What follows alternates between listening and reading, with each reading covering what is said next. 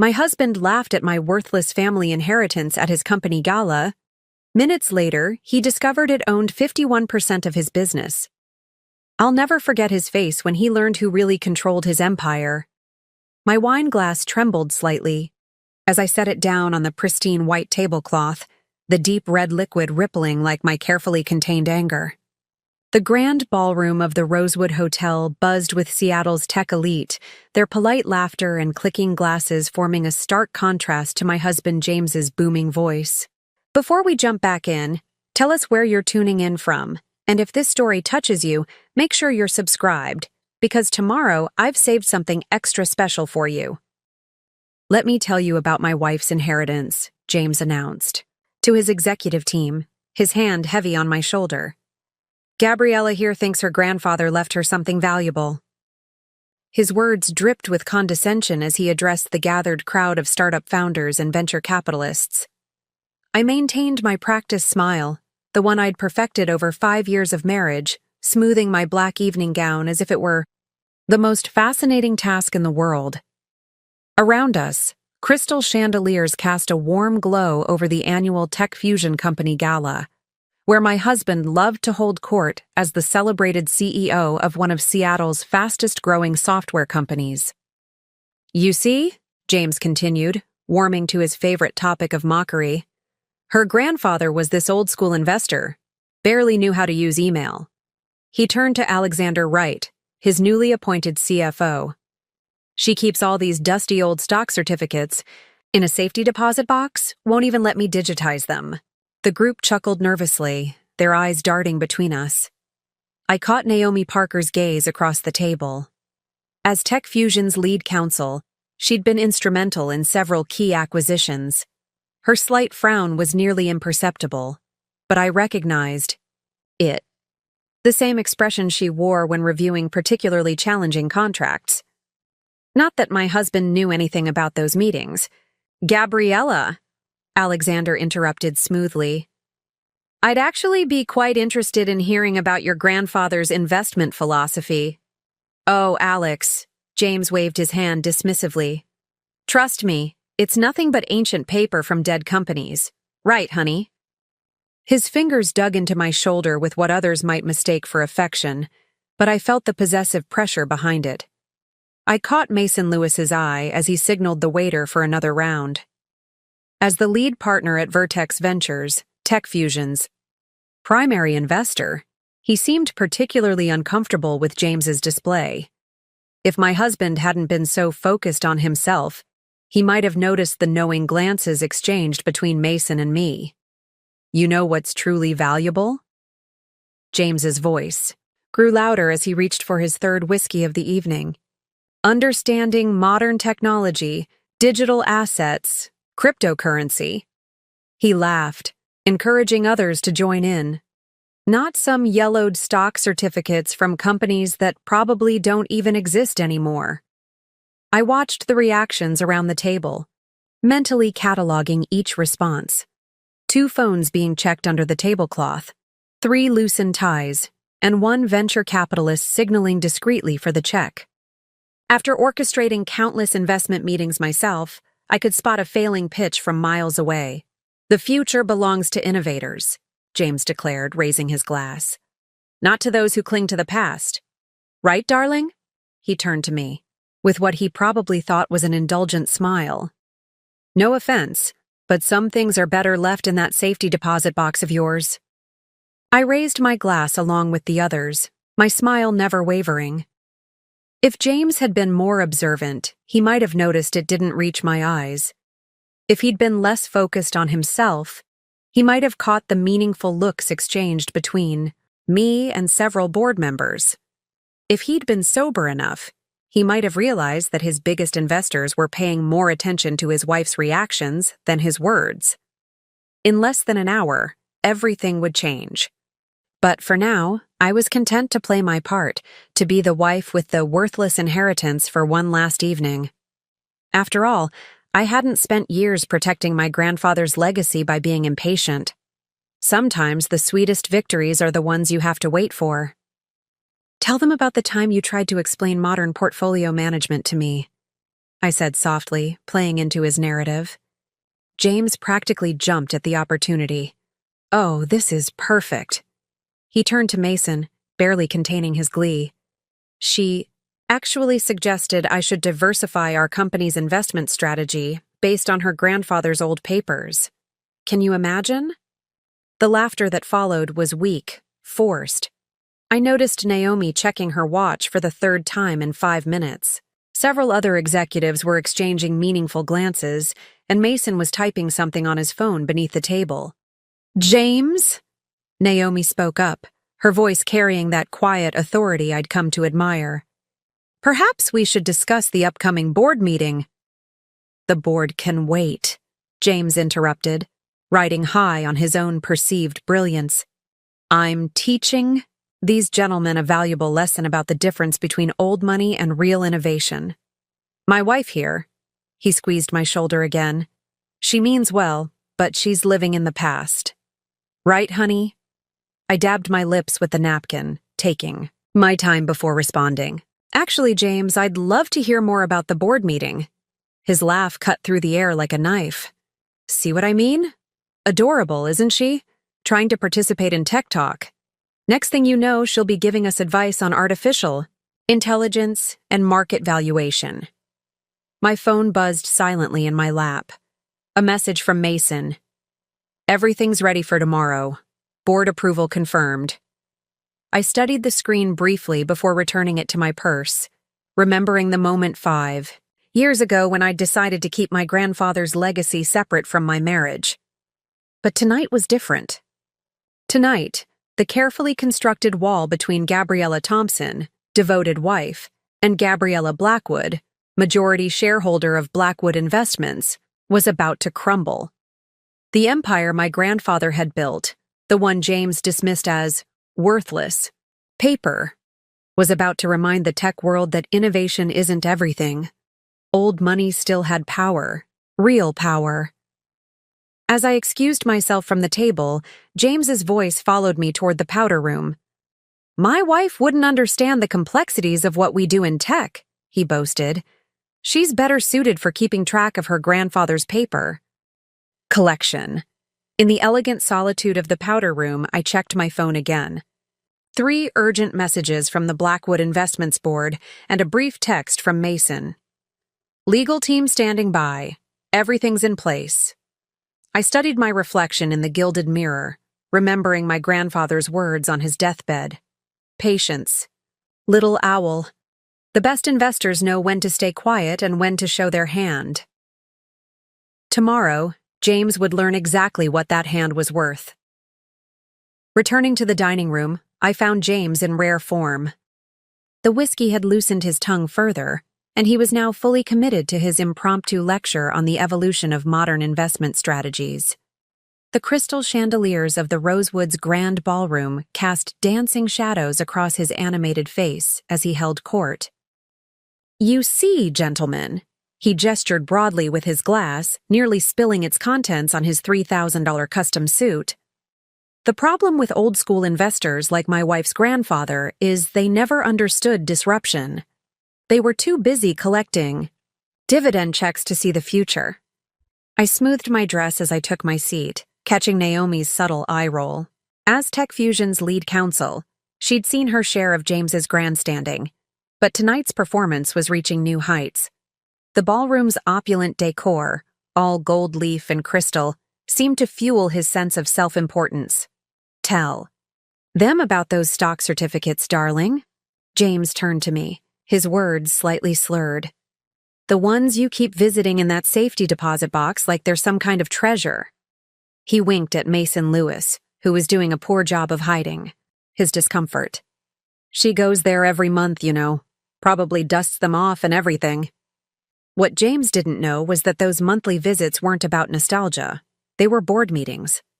Blackwood Investments might prefer paper records, but our reach in the modern business world ran deeper than anyone suspected, especially my husband.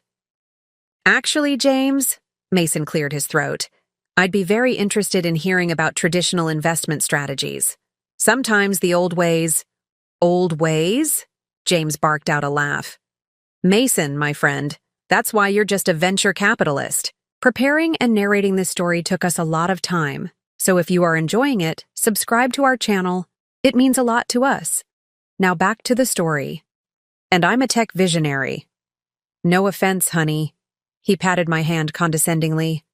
But your grandfather's approach to business died with him. Tech Fusion represents the future. The irony of his statement wasn't lost on anyone at the table who knew the truth. Tech Fusion's remarkable success had a lot to do with the mysterious angel investor who'd swooped in during their early funding rounds.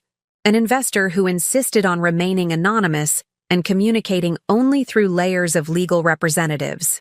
Speaking of Tech Fusion's future, Naomi interjected, we should discuss the upcoming shareholder meeting. Shareholders, James waved dismissively. That's another thing these old-school investors never understood. In the tech world, it's about vision, not voting rights. Right, Alexander? Alexander Wright, the CFO, shifted uncomfortably in his chair. As the newest member of the executive team, he was still learning to navigate James's moods. Well, actually, voting rights are quite significant. Alexander, James shook his head.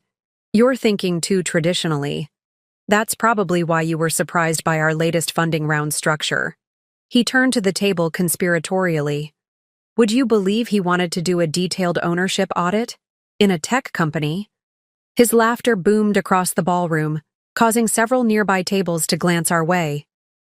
I took a slow sip of water, remembering the ownership audit that Alexander had attempted last month. He'd been quietly blocked by a complex web of holding companies and legal entities, all leading back to a safety deposit box in Seattle First National Bank. You know what your grandfather would have done with Tech Fusion? James continued, warming to his favorite topic. He would have demanded dividend payments, traditional board oversight, voting rights. He sneered at the words. He never would have understood our vision for artificial intelligence, blockchain integration, and digital transformation. Mason checked his phone again, then gave me an almost imperceptible nod. Everything was in place for tomorrow. I felt a familiar calm settle over me, the same feeling I had during major investment decisions. Patience had always been my greatest asset. James, I spoke softly, knowing it would make him lean in to hear me.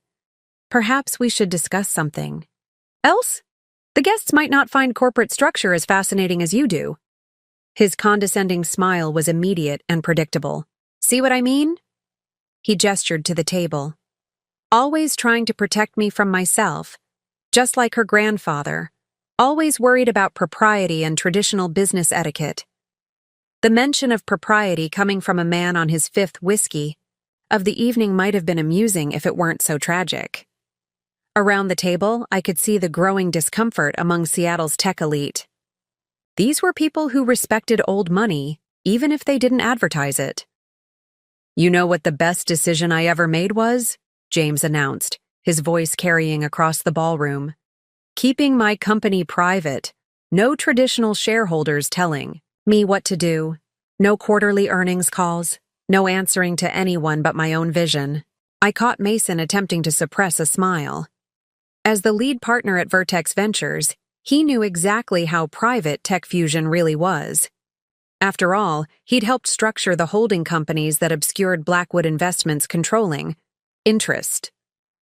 Traditional investors, James continued, his voice dripping with disdain. They think ownership is about percentages and voting rights. But in the tech world, it's about disruption, about moving fast and breaking things. Right, honey?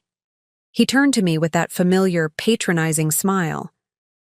Tell them about how your grandfather insisted on reading every annual report, every shareholder letter. He did believe in due diligence, I replied quietly, thinking of the comprehensive report sitting in my office at Blackwood Investments, documenting every misstep and questionable decision James had made over the past 5 years. Due diligence, James laughed. In tech, by the time you finish your due diligence, the opportunity is gone. That's why traditional investors like your grandfather never made it in the modern world. They were too busy counting their dividend checks to see the future. The irony of his statement hung in the air like the crystal chandeliers above us, beautiful, expensive, and potentially devastating if they fell, just like James's illusion of control over his company, to innovation. James raised his glass, sloshing whiskey onto the white tablecloth, and to leaving the past where it belongs, in safety deposit boxes with worthless paper. As the uncomfortable toast concluded, I noticed Alexander studying the wine stain spreading across the tablecloth. As a numbers man, he'd always been uncomfortable with James's dismissal of traditional financial oversight. Tomorrow, he would finally understand why. My phone buzzed again. Another message from the Blackwood Investments legal team. Final documents prepared. Board meeting scheduled for 9 a.m. I allowed myself a small smile. In less than 12 hours, James would learn that those worthless stock certificates represented something far more valuable than paper. They represented control. More wine, darling. James's voice cut through my thoughts. You seem awfully interested in your phone. Tonight, not reading investment advice from your grandfather's old journals, are you? He chuckled at his own joke, encouraging others to join in. No, James, I replied, my voice steady. Just confirming some arrangements for tomorrow. Ah, yes, he nodded, sagely. Another visit to the safety deposit box, I assume? You know, gentlemen. He turned to the table again. My wife treats those certificates like they're made of gold.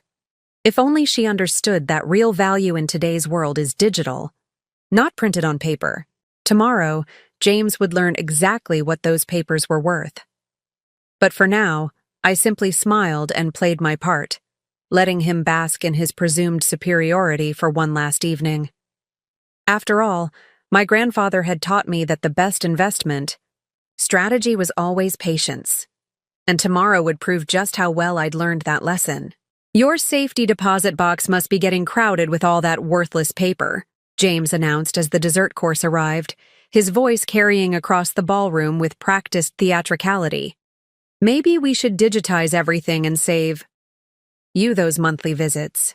I watched as the server placed an elaborate chocolate soufflé in front of him, noting how his hand trembled slightly as he reached for his dessert spoon. After 5 years of marriage, I'd learned to read the signs of his impending social spiral. The combination of whiskey and an audience always made him particularly reckless. You know what's in that box, Mason? James turned to his primary venture, capitalist, who was doing his best to appear interested. Stock certificates from companies that probably don't even exist anymore. Railroads, steel mills, oil companies, dinosaurs of the business world. Naomi Parker, our lead counsel, shifted uncomfortably in her seat. As one of the few people who knew the truth about Blackwood Investments' current holdings, she understood exactly how wrong James was. Those dinosaur companies had evolved into some of the most powerful conglomerates in modern business, including several key suppliers to Tech Fusion. Actually, James, Mason spoke up, his voice measured, traditional industries still form the backbone of yesterday, James interrupted, warming to his theme. Tell them, Gabriella, tell them about your grandfather's obsession with blue-chip stocks and dividend yields. He turned to Alexander Wright, his CFO. Can you imagine? In today's market? I dabbed my lips with the napkin, taking my time before responding. My grandfather believed in building lasting value, I said quietly, thinking of the empire he'd carefully constructed, the one I'd spent years protecting and expanding. Lasting value. James laughed, the sound echoing off the ballroom's ornate ceiling. In tech, value is about disruption, about moving fast and breaking things. Right, Alexander? Alexander managed a weak smile, his discomfort evident. As CFO, he'd been trying for months to get a clear picture of Tech Fusion's ownership structure. The web of holding companies and investment vehicles had proven impenetrable, exactly as designed. Speaking of breaking things, Naomi interjected, smoothly, perhaps we should discuss the upcoming board. Board meetings, shareholder rights, voting structures. James waved his hand dismissively. That's exactly the kind of outdated thinking I'm talking about. You sound just like Gabriella's grandfather. I caught Mason checking his watch. The third time in the past 15 minutes. The carefully orchestrated timeline for tomorrow's revelations was set, and James's behavior tonight was making it almost too perfect. You know what real power is in today's world? James continued, signaling for another whiskey. Information, digital assets, blockchain, not paper certificates in a safety deposit box. He turned to the table conspiratorially. She won't even let me see them. Claims it was her grandfather's dying wish, keeping them private. If he'd been more observant, he might have noticed the slight smirk that crossed Mason's face. After all, he'd helped structure many of those private holdings, ensuring they remained hidden until exactly the right moment. Tell them about last month, James urged, his words slightly slurred. When you tried to explain to me about voting, rights and shareholder control, as if that matters in a tech company. I remembered that conversation well. It had been my last attempt to warn him, to make him understand that his dismissal of traditional corporate structures might have consequences. But James, as always, had been too convinced of his own brilliance to listen. My wife, he announced to the table, thinks she understands corporate control because her grandfather left her some old paper in a box. Meanwhile, I'm building the future of technology, transforming industries, creating real value. The irony of his statement wasn't lost on those at the table who knew the truth. TechFusion's transformation had been funded largely by mystery investors, all roads leading back to Blackwood Investments, though James had never bothered to investigate too deeply. To be fair, Alexander attempted to interject. Traditional corporate governance does provide important. Alexander, James cut him off. That's why you're the CFO and I'm the visionary. No offense, Gabriella. He patted my hand condescendingly. But some people are just meant to count numbers, while others are meant to change the world. I felt my phone buzz again in my lap. Another update from the Blackwood Investments legal team. Tomorrow's documents were ready, the press releases prepared, the board members alerted. In less than 12 hours, James would learn exactly what those worthless papers were worth. You know what's funny? James continued, his voice growing louder as the whiskey took its toll. Last week, Gabriella suggested I should consider adding more traditional investors to our cap table. Can you believe it? He laughed, encouraging others to join in. As if TechFusion needs old money when we're inventing the future. Around the HU table, I noticed the subtle signs of discomfort. Loosened ties, checked phones, shifted glances. These were people who understood the power of old money, even if they worked in new technologies. They recognized the danger in James's dismissive attitude, even if he didn't. Perhaps, Naomi suggested carefully, we should discuss the upcoming shareholder meeting. Shareholders! James practically shouted. That's exactly what I'm talking about. In the old world, shareholders had power. In the tech world, it's about vision, about disruption, about understanding who really controls your company? I asked softly, unable to resist. The table fell silent. For a moment, I thought I might have tipped my hand too early. But James just laughed again, patting my shoulder with what he probably thought was affection. See what I mean? He gestured to the group. She thinks because her grandfather left her some paper certificates, she understands corporate control.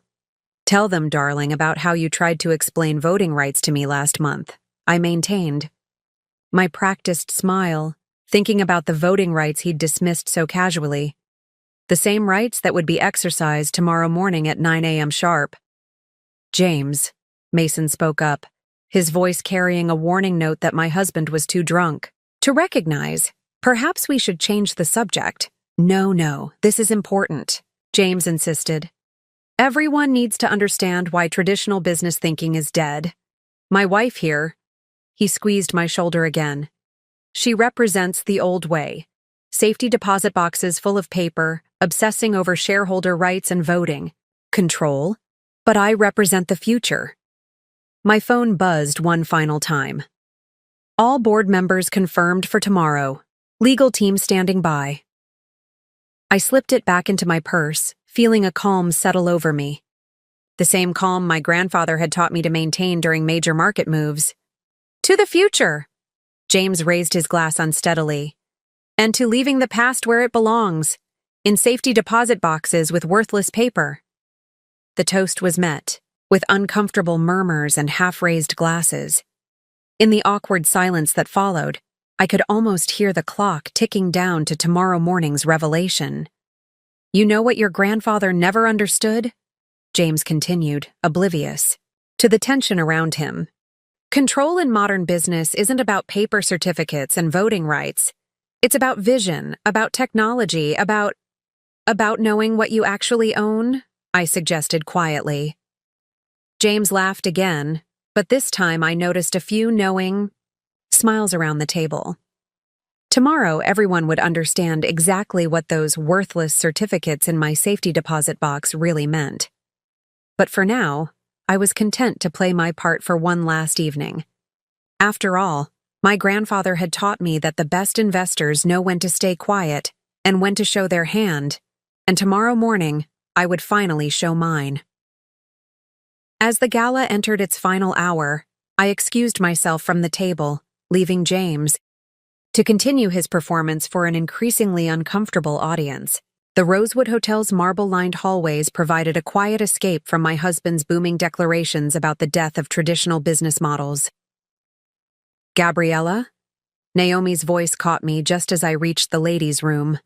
Our lead counsel had followed me, her expression a mix of concern and anticipation. Are you sure you want to go through with this tomorrow? Once we start? There's no going back. The elegant powder room was empty, its golden-framed mirrors reflecting our conversation across the Art Deco-inspired space. I checked my phone again. 3 urgent messages from Blackwood's board members and a final confirmation from our PR team. Do you know what my grandfather told me the day he signed over control of Blackwood Investments? I turned to Naomi, remembering that moment 5 years ago. He said, "Little owl, in business, timing isn't just about when you make your move. It's about waiting until your opponent has positioned themselves perfectly for their own defeat." Naomi leaned against the marble countertop, her designer dress catching the warm light of the vintage sconces. James has certainly positioned himself. That display out there? She shook her head. I've never seen him so dismissive of traditional corporate structures. Because he truly believes he's untouchable, I replied, reapplying my lipstick with steady hands. Tech Fusion is his proof that the old rules don't apply anymore. That corporate control is about vision, not voting rights. My phone buzzed again. A message from Mason. Press releases approved. Financial media alerted for tomorrow's announcement. Trading desk ready for market reaction. Alexander tried to warn him, Naomi mused. The ownership audit he attempted last month. If James had paid attention. James sees what he expects to see, I interrupted softly. And he expects to see his wife dutifully visiting her grandfather's worthless stock certificates every month, clinging to outdated notions of corporate governance. The door opened, and Sasha Reynolds, one of Tech Fusion's senior board members, entered. Her eyes met mine in the mirror, and she gave a slight nod. As one of the few independent directors who knew the truth about Blackwood Investments' control, she'd been instrumental in maintaining the illusion for the past 5 years. The old guard is getting nervous out there, Sasha reported, checking her appearance in the mirror. James is now explaining how shareholder voting rights are relics of the industrial age. I couldn't help but smile at the irony. Those relics are about to remind him that some business principles are timeless. The timing is perfect, Naomi added, scrolling through her phone. The financial press has been speculating about Tech Fusion's mysterious ownership structure for months, ever since that failed hostile takeover attempt. The attempted takeover had been orchestrated by a rival tech firm, convinced that Tech Fusion's unclear ownership structure made it vulnerable. They'd discovered too late that the company's visionary CEO actually answered to a board controlled by hidden interests. Everything's prepared for tomorrow? Sasha asked, though she already knew the answer. As chair of the governance committee, she'd helped draft the resolutions that would be presented at the 9 a.m. board meeting. I nodded, thinking of the documents waiting in my office at Blackwood Investments, the same office James thought was a small charity foundation I helped manage. The revelation of Blackwood's controlling interest will happen in 3 stages: board meeting at 9 a.m., press release at 9:30, and my public statement at 10. James won't know what hit him, Naomi shook her head. All those months of mocking, traditional corporate governance, dismissing shareholder rights. While his largest shareholder sat across the breakfast table, Sasha finished, a hint of admiration in her voice. Your grandfather would be proud, Gabriella. You've not only preserved his legacy, you've adapted it for the modern age. My phone lit up with another message, this time from Alexander, our CFO. Final ownership analysis completed. Documentation. Ready for tomorrow's filing. Are you sure about this? Speaking of the modern age, Naomi glanced at her watch. We should get back before James notices we're all missing. He's probably starting another lecture on the obsolescence of paper stock, certificates. As we prepared to return to the ballroom, I caught my reflection in the mirror one last time. The woman staring back at me wasn't just James's quietly supportive wife or the dutiful granddaughter visiting her inheritance. She was the controlling shareholder of one of Seattle's fastest-growing tech companies, about to remind her husband that real power doesn't always announce itself with declarations and dismissive laughter. Gabriella, Sasha paused at the door. What will you do if James tries to challenge the voting rights tomorrow? Legally contest Blackwood's control? I smiled, thinking of the meticulous documentation my grandfather had insisted upon, documentation James had never bothered to read. Let him try. Every share certificate, every voting right, every board resolution has been properly registered and maintained. While he was busy declaring the death of traditional corporate governance, I was ensuring everything was legally perfect. The 3 of us made our way back to the ballroom, where James's voice still dominated the conversation.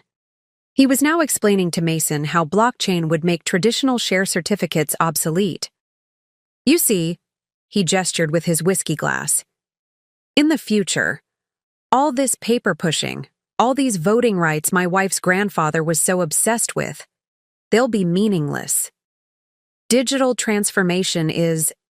James, I interrupted softly, retaking my seat. Perhaps we should let our guests enjoy their dessert without another lecture on corporate governance? He laughed, patting my hand with that familiar condescension. See what I mean? Always trying to protect me from myself, just like her grandfather, always worried about propriety and proper corporate procedure. If he hadn't been so focused on his own voice, he might have noticed the knowing looks exchanged between Naomi, Sasha, and Mason.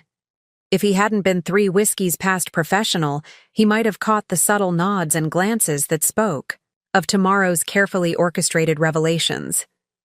But James saw what he expected to see: a wife clinging to her grandfather's outdated business principles, unable to comprehend his grand vision of technological disruption. Tell them about the voting rights documents you tried to show me last week, he urged, encouraging the table to share his amusement. Pages and pages of legal language about shareholder control and board representation, as if any of that matters. In the age of digital transformation, those same documents would be presented to the board tomorrow morning, revealing that Blackwood Investments, through a complex web of holding companies, controlled 51% of TechFusion's voting shares. James's grand vision had been funded and controlled by the very traditional corporate structures he mockingly dismissed. To the future! James raised his glass again, his words slightly slurred. And to leaving behind all those worthless papers, in safety deposit boxes. I joined the toast, my smile never wavering. In less than 12 hours, those worthless papers would remind the business world that some principles of corporate control never go out of style. The drive home from the Rosewood Hotel was silent except for James's occasional self-congratulatory mumbling about his performance at the gala. Seattle's late-night streets glistened with typical autumn rain, the droplets catching the glow of streetlights like tiny diamonds, not unlike the way James's tech empire would shatter in just a few hours. Showed them. Showed everyone.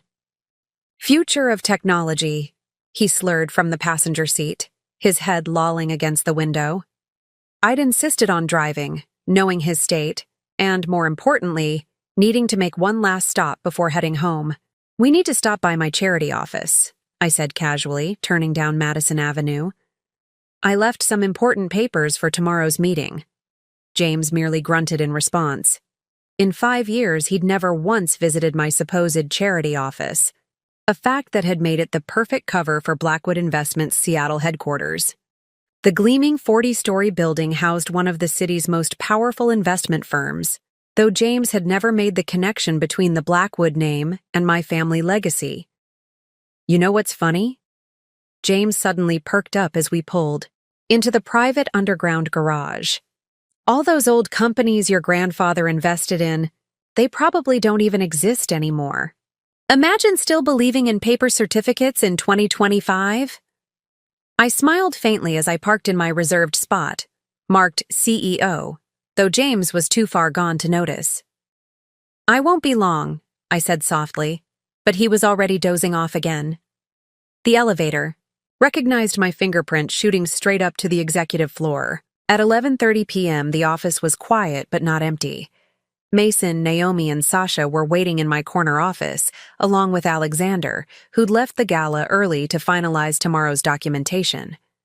That was quite a performance your husband put on. Tonight? Sasha said, her voice tight with controlled anger. I don't know how you've managed to keep this secret for so long, Gabriella. I settled behind my desk, the familiar leather chair grounding me. The wall of windows behind me offered a spectacular view of Seattle's skyline, the Space Needle illuminated against the night sky. James sees what he expects to see, I replied. And he expects to see his wife faithfully visiting her grandfather's worthless legacy every month. Alexander slid a folder across my desk. The final paperwork is ready. Once you sign these, we can proceed with tomorrow's revelation of Blackwood's controlling interest in Tech Fusion. Are you absolutely sure about this? Mason asked quietly. It will effectively end his control over the company.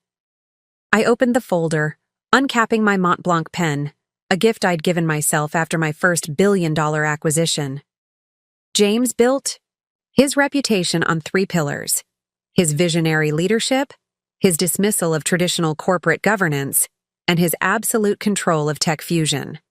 I looked up at my colleagues, my friends who'd kept my secret all these years. As of tomorrow morning, all 3 will crumble. He never once suspected? Naomi asked, shaking her head in disbelief. Even though Blackwood Investments has been outperforming every major tech fund for the past 5 years? I signed the final document with a flourish. James's ego wouldn't allow him to see it. Do you know he actually laughed when he heard rumors that Blackwood was run by a woman? Said it had to be fake news because women don't have the killer instinct for modern finance. The press release is scheduled for 9:30 a.m., Sasha confirmed, gathering her papers. Your husband's company will lose its visionary CEO status within the first hour of trading. What will you tell him? Alexander asked, his accountant's precision showing in his furrowed brow. When he realizes that all those board meetings you attended weren't for charity work? A sad smile crossed my face. The truth, that while he was busy mocking traditional corporate governance, I was using it to build an empire that now controls his company.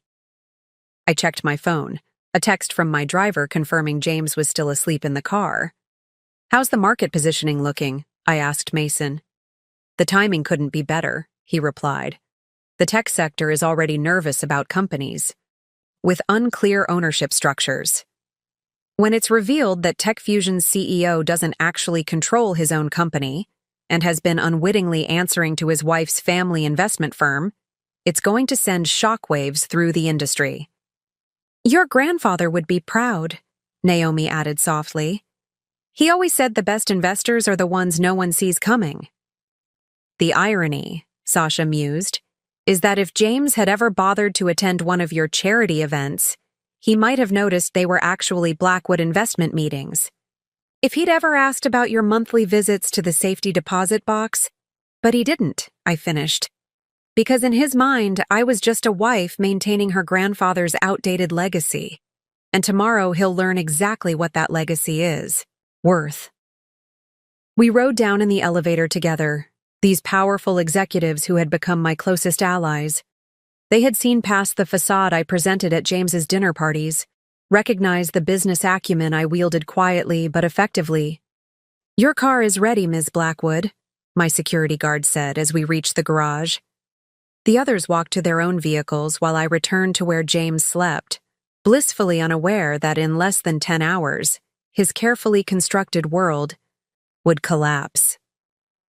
As I drove us home through the quiet city streets, I thought about the moment 5 years ago when I'd chosen to keep my professional life separate from my marriage. It had seemed easier then, simpler to let James believe what he wanted about his wife's capabilities and her grandfather's legacy. Had a great night, James mumbled as I helped him into bed. Showed everyone how outdated those old business models are. I watched him fall back asleep, already dreading tomorrow's hangover, though it would be nothing compared to the headache waiting for him at the 9 a.m. board meeting. Yes, dear, I whispered. Tomorrow you'll see exactly what those outdated models can do. I woke before sunrise, leaving James still snoring off his whiskey haze. By 7 a.m., I was back in my office at Blackwood Investments, watching the early morning light paint Seattle's skyline in shades of promise. Behind me, the wall-mounted screens silently displayed financial news tickers, all about to carry a story that would shake the tech world's foundations. The press releases are ready, Naomi announced as she entered my office, tablet in hand. We've got exclusive interviews lined up with CNBC, Bloomberg, and the Wall Street Journal. They're particularly interested in the human angle, the CEO who dismissed traditional corporate governance, only to discover his company was controlled by his wife's family investment firm.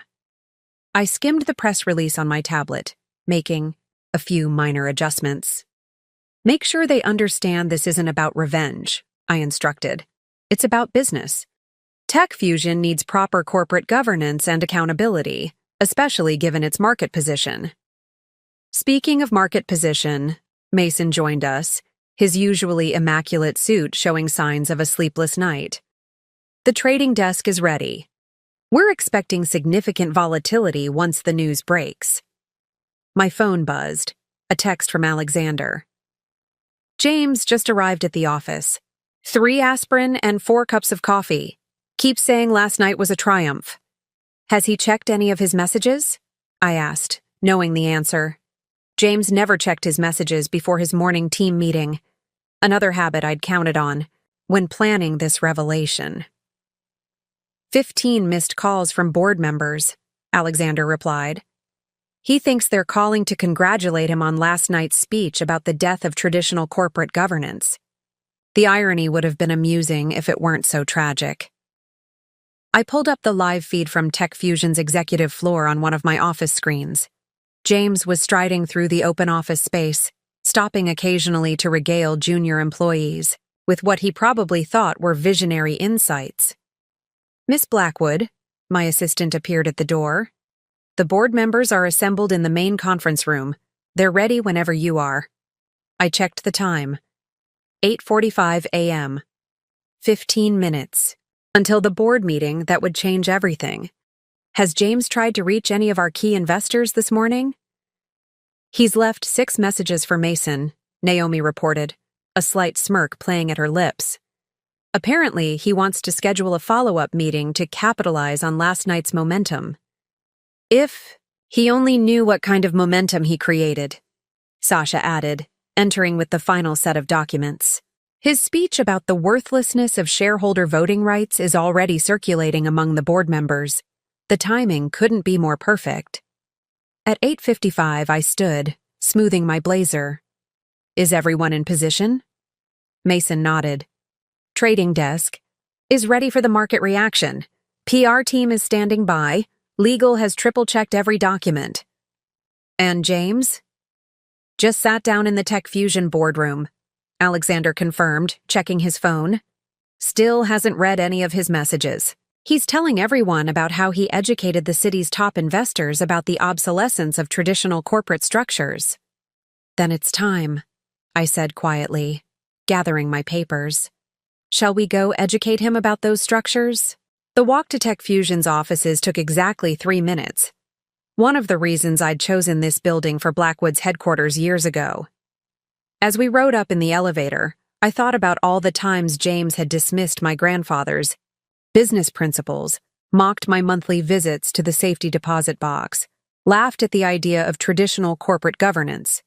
Ready? Naomi asked as the elevator doors opened on Tech Fusion's executive floor. I checked my watch. 8:59 a.m. Time to show my husband exactly what those worthless papers are worth. James's voice carried through the boardroom doors.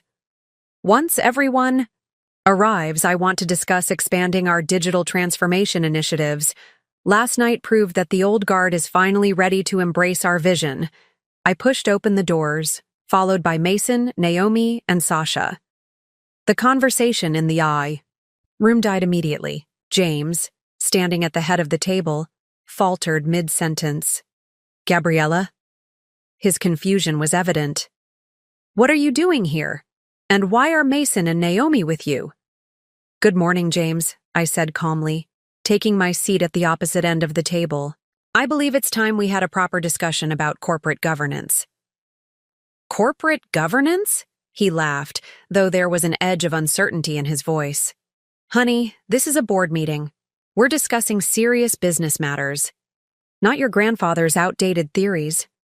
I opened my folder, laying out the documents I'd signed last night. Actually, James, that's exactly why I'm here. As the controlling shareholder of Tech Fusion through Blackwood Investments, I think it's time we reviewed some of those outdated theories. The color drained from his face. Controlling? What are you talking about? Perhaps, I suggested quietly, you should have paid more attention to those worthless papers in my safety deposit box.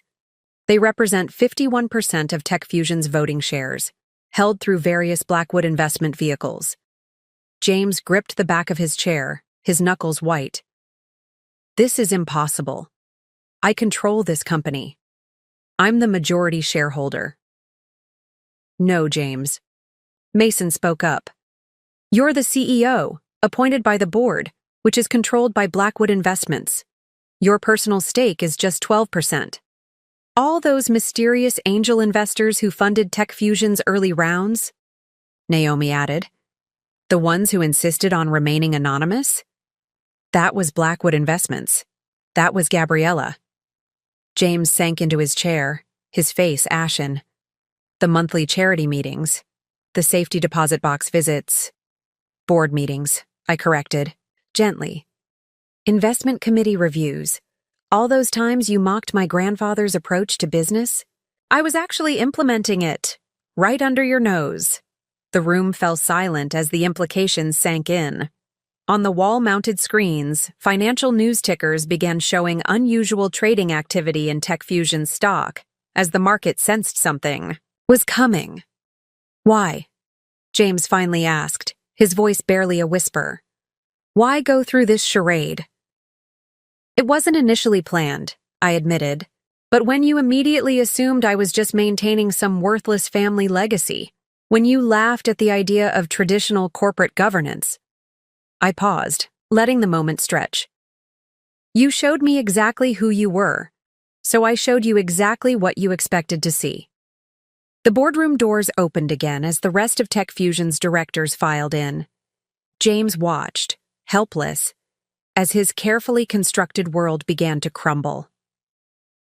The press release goes out in 20 minutes, I informed him. It will announce Blackwood Investments' controlling interest in Tech Fusion, along with new corporate governance measures to ensure proper oversight and accountability. You can't do this, he protested weakly.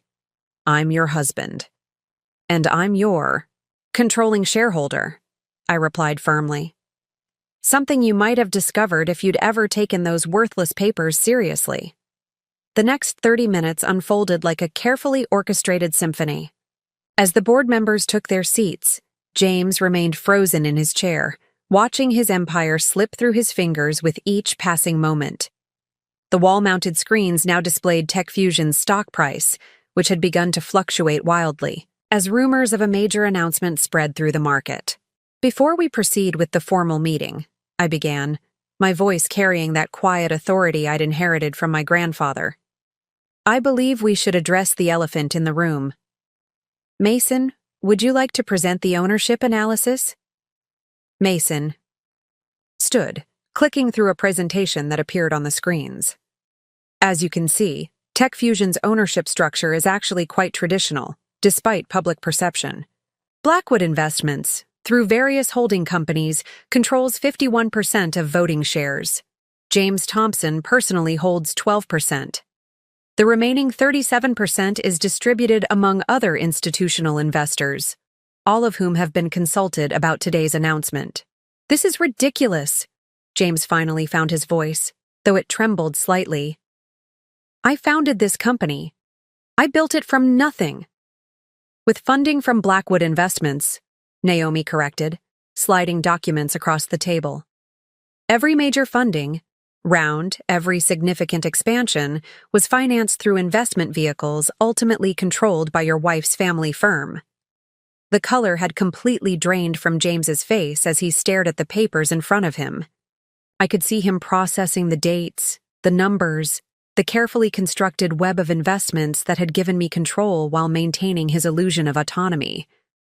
All those board meetings you thought were charity events, Sasha added, her voice carrying a hint of satisfaction. All those times you mocked Gabriella's monthly visits to the safety deposit box. You never once questioned why Seattle's top executives attended her charity functions. Because he couldn't imagine I was capable of anything more significant, I said quietly. Isn't that right, James? He looked up at me, really looked at me, perhaps for the first time in our marriage. The anonymous angel investor group, the one that saved us during the tech crash last year. Blackwood Investments, I confirmed. Though you were too busy declaring the death of traditional corporate governance to investigate too deeply. The screen suddenly flickered as CNBC's breaking news banner appeared. Breaking. TechFusion CEO faces surprise revelation. Wife's family investment firm reveals controlling interest. James watched in horror as the ticker showed our stock price beginning to drop. You've destroyed everything I built, he whispered. No, James, I corrected firmly. I protected this company while you were busy undermining its foundations. Every time you dismissed proper corporate governance, every time you mocked traditional investment principles, you were weakening TechFusion's future.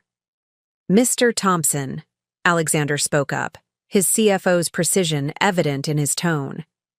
As I tried to tell you during the ownership audit last month, our corporate structure has always been traditional. You just refuse to see it. The boardroom doors opened again as our PR team entered, tablets in hand. The full press release has gone live, Lisa, our communications director, announced. CNBC, Bloomberg, and the Wall Street Journal are all requesting immediate interviews. Tell them we'll hold a proper press conference at 11, I instructed. For now, let's focus on the board meeting agenda. I turned back to James, who seemed to be aging years with each passing minute. Unless you'd like to resign before we begin the formal proceedings? Resign? He barked out a harsh laugh. From my own company? From the company controlled by Blackwood Investments, Mason corrected. The board will be voting on new governance measures today, including the separation of the CEO and chairman roles. James's hand trembled as he reached for his water glass. All this time, every month when you visited that safety deposit box, I was attending board meetings, reviewing investment strategies, and managing one of Seattle's largest investment firms, I finished for him. While you were busy telling everyone that traditional corporate governance was dead, I was using those same principles to build something lasting. The screens now showed all major financial networks covering the story. The ticker beneath displayed our stock price, which had stabilized as the market digested the news that Tech Fusion was actually controlled by a respected investment firm. "Your grandfather," James said slowly, realization dawning in his eyes. "All those stories about his old-fashioned approach to business were exactly what you expected to hear," I nodded. "You wanted to believe I was clinging to outdated principles, so that's what I showed you." Meanwhile, Blackwood Investments was modernizing those same principles for the digital age. The monthly charity meetings? His voice was barely audible now. "Investment committee reviews," Sasha supplied, attended by half of Seattle's tech leaders, the same ones you dismissed as old guard last night. "Which brings us to our first order of business," I continued, pulling out another document. "The board will be voting on new corporate governance measures, including the appointment of an independent chairman." "You can't do this," James protested, but his voice lacked conviction. "I'm your husband, and I'm the controlling shareholder," I reminded him. "Something you might have discovered if you'd ever bothered to look beyond your own preconceptions." The morning sunlight streamed through the boardroom windows, illuminating the Seattle skyline beyond. The same view I'd looked at countless times, from my office at Blackwood Investments, watching and waiting for this moment. "The vote will proceed as scheduled," I announced to the board. "But first, I believe my husband deserves to understand exactly how his outdated wife built this position." Nodded to Mason, who began displaying another presentation. Over the past 5 years, Blackwood Investments has systematically acquired controlling interest in key technology companies, always through complex holding structures that masked our involvement. Tech Fusion was actually one of our earliest investments. "Every time you dismissed traditional corporate governance," Naomi added, "you were actually making our job easier. No one looked too closely at the ownership structure because you kept insisting it didn't matter." The next hour moved at a dizzying pace. Outside the boardroom windows, Seattle's skyline seemed to mock James's crumbling empire as financial networks broadcast the story that was shaking the tech world. The screens that had once displayed his visionary interviews now showed a very different narrative. Tech Fusion CEO's wife, revealed as controlling shareholder through family investment firm. "The vote is final," Naomi announced, collecting the ballots from board members. "The new governance measures have been approved unanimously." She paused, glancing at James, who sat slumped in his chair. "Including the separation of CEO and chairman roles."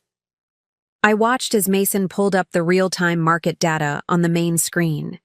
Tech Fusion's stock had stabilized after the initial shock, actually trending upward as investors processed the news that the company was controlled by a respected investment firm rather than a visionary CEO who dismissed traditional corporate governance.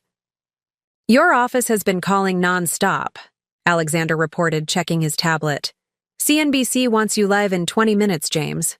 Bloomberg and WSJ are holding their top slots for exclusive interviews." James stared blankly at his phone, now flooding with messages he'd ignored all morning. "This is insane," he muttered. "My own wife. My own company."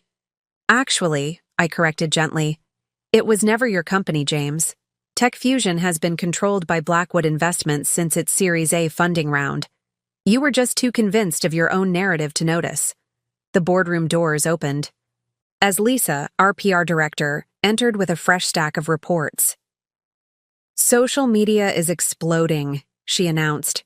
"The story's trending nationwide. Everyone wants to know how Seattle's most vocal critic of traditional corporate governance missed that. His own wife controlled his company." "Miss Blackwood?" My assistant appeared at the door. "Warren Buffett's office is on line 1. He says, and I quote, 'Old money still knows how to teach new tech a lesson.'" I caught Sasha hiding a smile. The irony wasn't lost on anyone. James had spent years mocking dinosaur investors like Buffett, all while his company was controlled by exactly the kind of traditional investment firm he ridiculed. "The press conference is set for 11 a.m., Naomi reported, We've got all major networks confirmed. They're particularly interested in the monthly charity meetings that were actually Blackwood Investment Committee reviews. James finally looked up from his phone, his face ashen. The charity office, your monthly meetings, even our anniversary dinner last month, was scheduled around Blackwood's quarterly board meeting, I finished. Those boring charity events you never attended? They were attended by half of Seattle's tech leaders, all reporting to me, not you. Gabriella, Mason interrupted. Reuters is running a special feature. The Hidden Power of Traditional Corporate Governance. How Old Money Quietly Controlled a Tech Empire. They're requesting a statement about your grandfather's investment, principles. A sad smile crossed my face as I thought of my grandfather's lessons. Tell them that true power doesn't need to announce itself. Sometimes the quietest person in the room is the one you should watch most carefully. The markets. Responding positively to the governance changes, Alexander noted, studying the financial data. Our institutional investors are issuing statements supporting Blackwood's control. The uncertainty discount that's been haunting our stock is disappearing. Because the market prefers clear corporate governance to move fast and break things. Philosophy, Sasha added, unable to resist the dig at James's favorite phrase. Miss Blackwood? My assistant appeared again. The Financial Times wants to know if you'll write an op-ed about hidden female leadership in tech.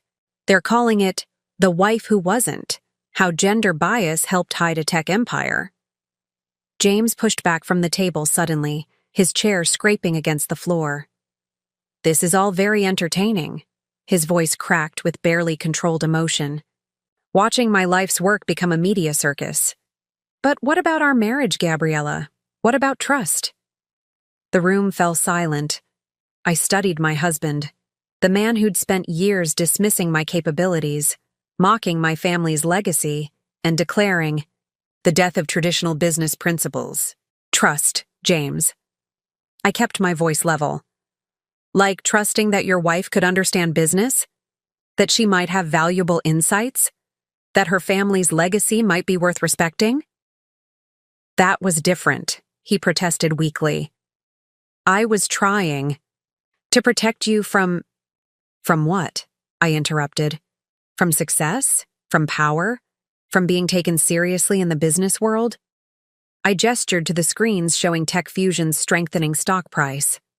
I built this position while you were busy declaring that women don't understand modern business. Every time you dismissed my capabilities, you made it easier for me to work in the shadows. The press conference starts in 30 minutes. Lisa reminded us. We should prepare for the public questions about how this remained hidden for so long. The truth, I said firmly, standing. We'll tell them the truth. That sometimes the best way to hide power is to let people believe exactly what they expect to believe. As the room began to clear, James remained seated, staring at the documents that detailed Blackwood's control of his company. All those times I bragged about being independent from traditional investors. You were actually reporting to one, I finished. You just didn't know it because you couldn't imagine your wife being anything more than a charity event organizer. The safety deposit box, he said slowly.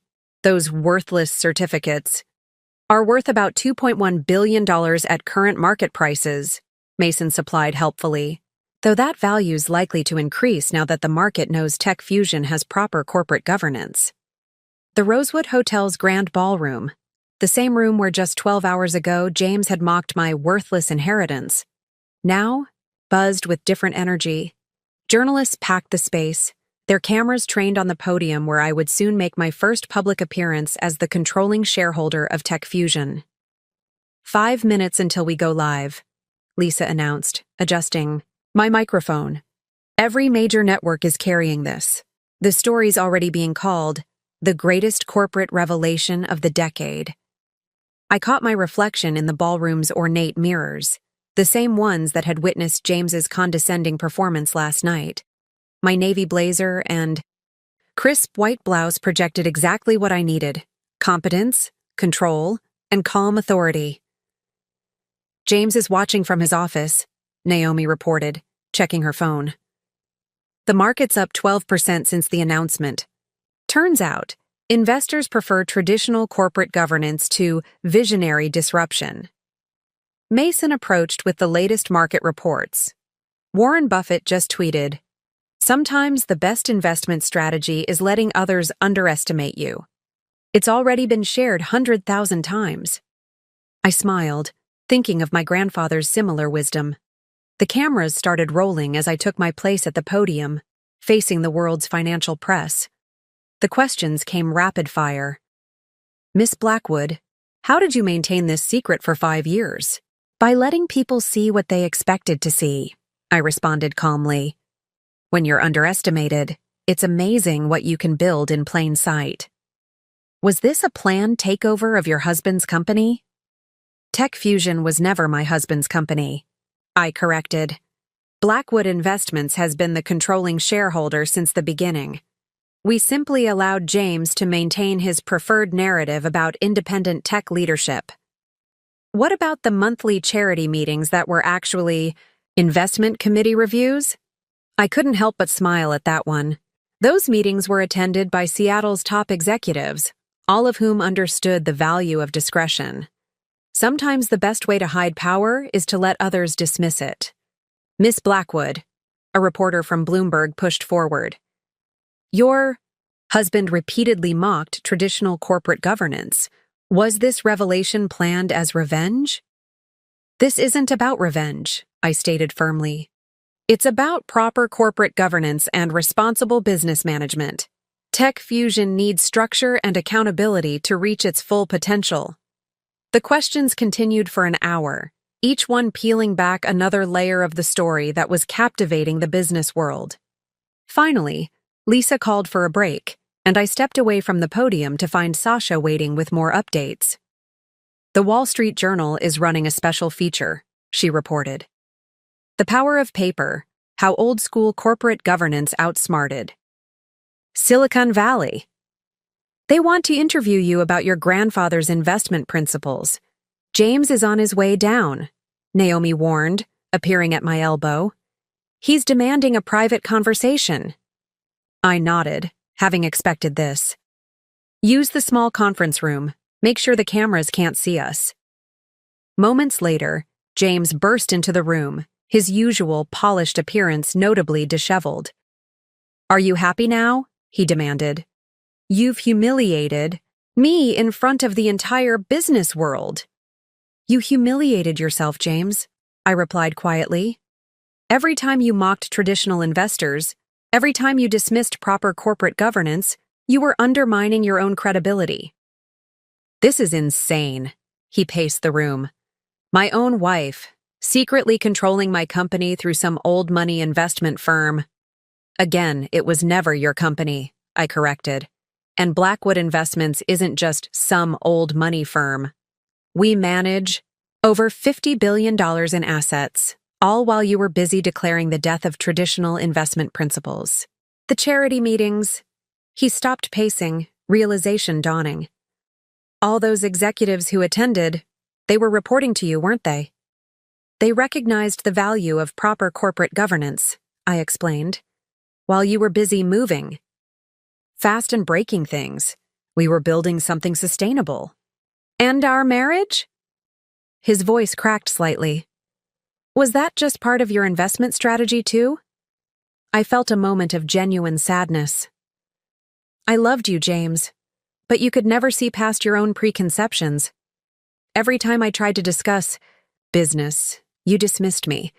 Every time I offered insights, you laughed them off. Because I thought you were just..." He trailed off, realizing how it would sound. "Just a wife?" I finished for him. "Just someone maintaining her grandfather's outdated legacy? That's exactly what you were supposed to think. Your dismissal of traditional corporate governance made it easy to work in the shadows." The door opened as Lisa peeked in. "Miss Blackwood, Harvard Business School is on the line. They want you to give a guest lecture on hidden power structures in modern business." James laughed bitterly. "Of course they do. Everyone wants to hear from the wife who outsmarted her tech visionary husband." "No," I corrected. They want to hear from the investor who understood that true power doesn't need to announce itself. My grandfather taught me that lesson, though you were too busy mocking his principles to learn from them. Your grandfather, James said slowly. All those stories about his old-fashioned approach to business were exactly what you wanted to hear. I nodded. You needed to believe I was clinging to outdated principles, so that's what I showed you. Meanwhile, Blackwood was modernizing those same principles for the digital age. The door opened again, this time revealing Mason with more market updates. The stock's up 15% now. The market clearly approves of our new governance structure. Governance structure, James repeated mockingly. All those times I declared independence from traditional corporate control, you were actually reporting to one of the most traditional firms in Seattle, I finished. You just couldn't see it because you couldn't imagine your wife being anything more than a charity event organizer. Miss Blackwood, my assistant appeared. The Financial Times wants to know if you'll write a series on hidden female leadership in tech. They're calling it The Power of Being Underestimated. I caught James's eye, seeing the final pieces click into place in his mind. All those dismissed suggestions, ignored insights, and mocked principles had actually been the foundation of something he'd failed to recognize. Real, lasting power. The safety deposit box, he said quietly. Those worthless certificates are worth about $2.1 billion at current market prices, Mason supplied helpfully, though that value's likely to increase now that the market knows TechFusion has proper corporate governance. James sank into a chair, the full weight of the revelation finally hitting him. All this time, while I was declaring the death of traditional business principles, I was using those same principles to build something lasting, I finished. Sometimes the quietest person in the room is the one you should watch most carefully.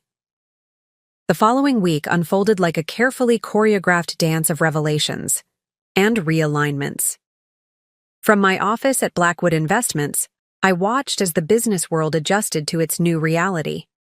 The wall of screens displayed various financial networks, all dissecting different aspects of what the media had dubbed the Blackwood Revelation.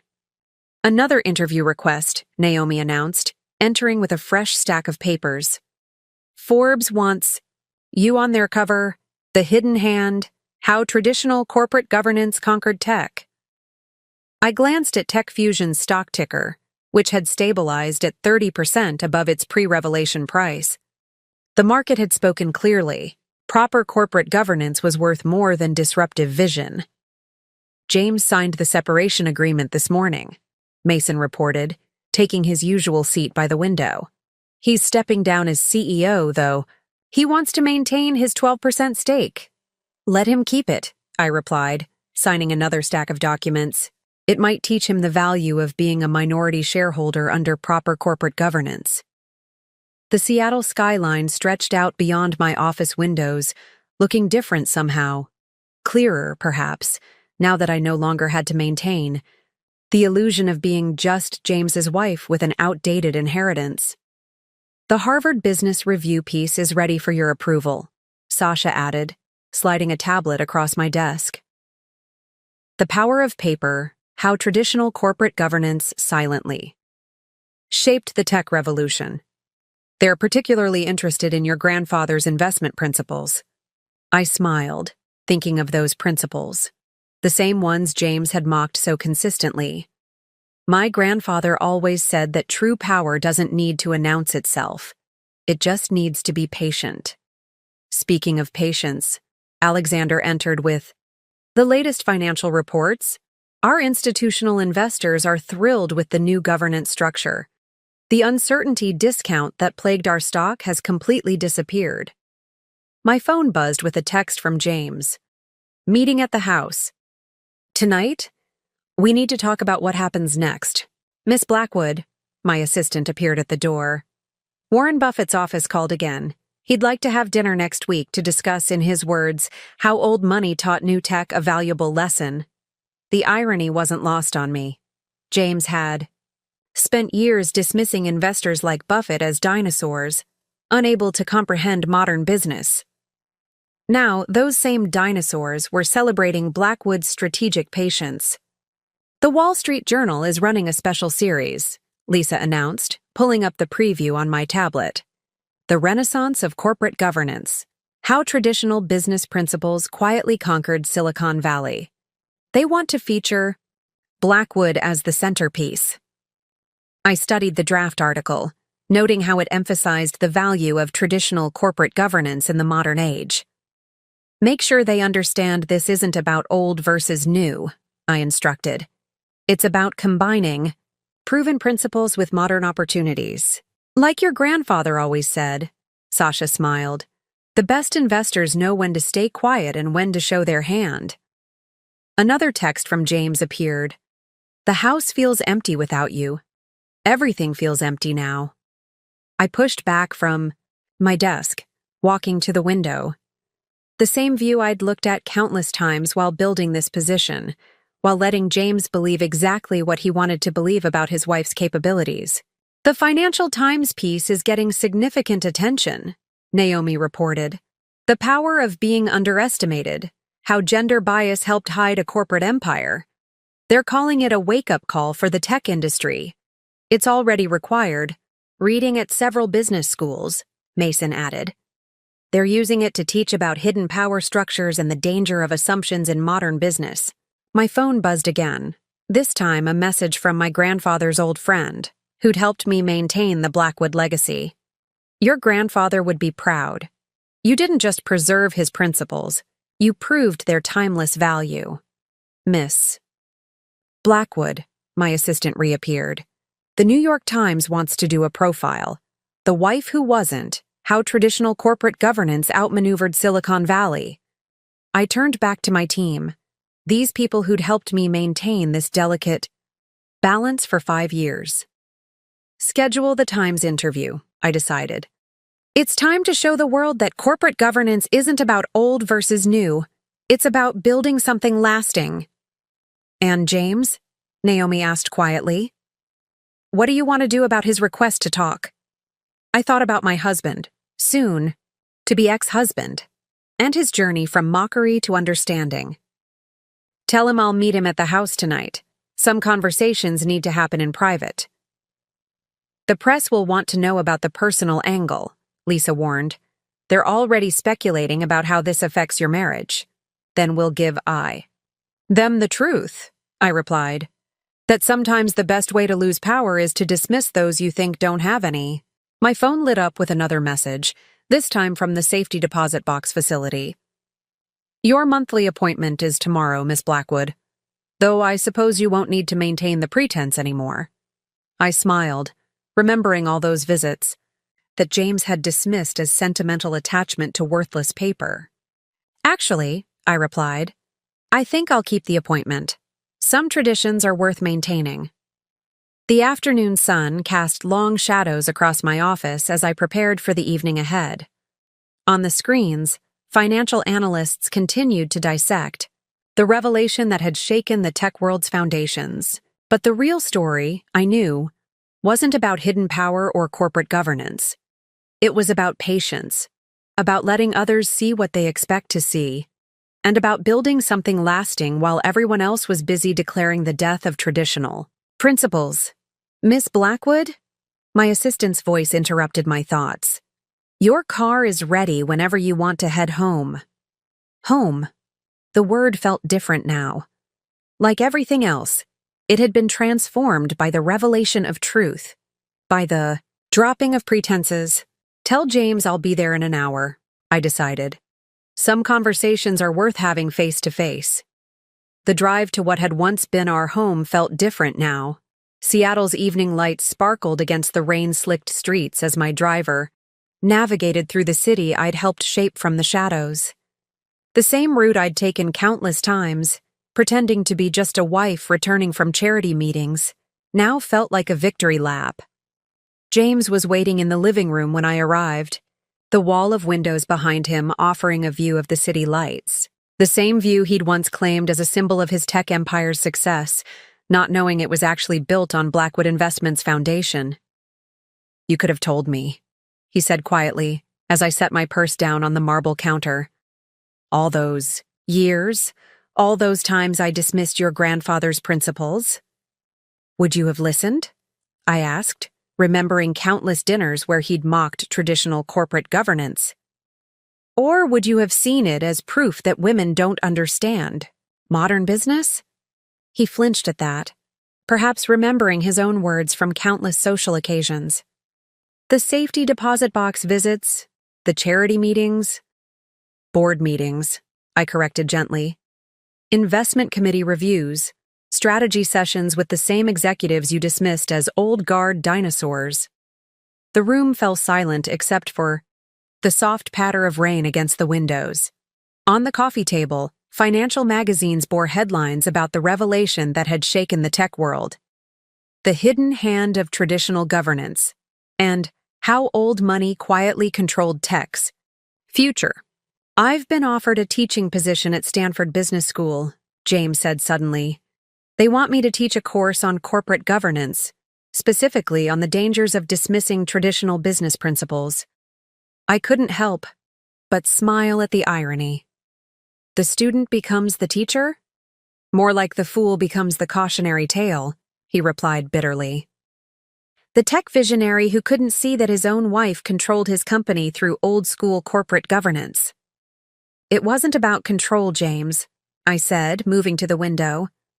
It was about building something lasting. Something that would prove my grandfather's principles still had value in the modern world. While I was busy declaring their death, he finished. God, Gabriella, do you know how many times I mocked those principles in board meetings, in press interviews?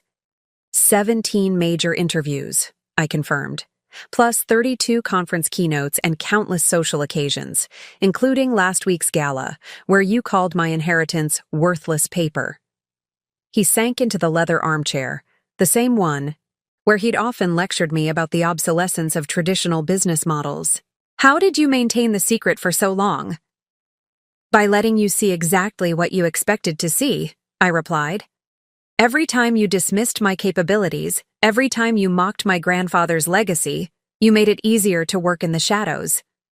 My phone buzzed, another message from the Financial Times. Final draft ready for your approval. The power of being underestimated. How gender bias helped hide a corporate empire. The press is calling it the greatest corporate revelation of the decade, James noted, gesturing to the magazines. The wife who outmaneuvered Silicon Valley while being dismissed as a charity event organizer. The press loves a good story, I acknowledged, but the real lesson isn't about deception or control. It's about the danger of assumptions, about the power of patience, about the value of traditional principles in a modern world.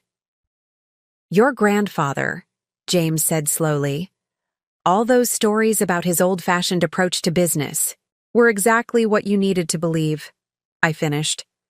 You needed to see me as someone clinging to outdated principles, so that's what I showed you. Meanwhile, Blackwood was modernizing those same principles for the digital age.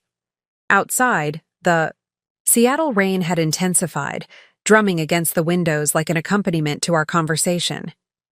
Each drop seemed to echo the falling pieces of James's carefully constructed worldview. I've been asked to resign from the tech industry's Innovation Council, he said, a hint of irony in his voice. Apparently, being outmaneuvered by traditional corporate governance doesn't inspire confidence in one's visionary status. And yet, TechFusion's stock is up 35% since the revelation, I pointed out. The market seems to prefer clear governance to disruptive vision. My phone buzzed again, Mason this time. Harvard Business School case study approved. The Blackwood revelation. Traditional governance in the digital age will be required. Reading next semester. You know what the worst part is? James looked up, his face showing the weight of realization. If I had ever bothered to attend one of your charity events, if I'd ever taken your insights seriously, we could have built something remarkable together, I finished softly. Instead of working in parallel, instead of maintaining this divide, instead, I became the cautionary tale. He nodded.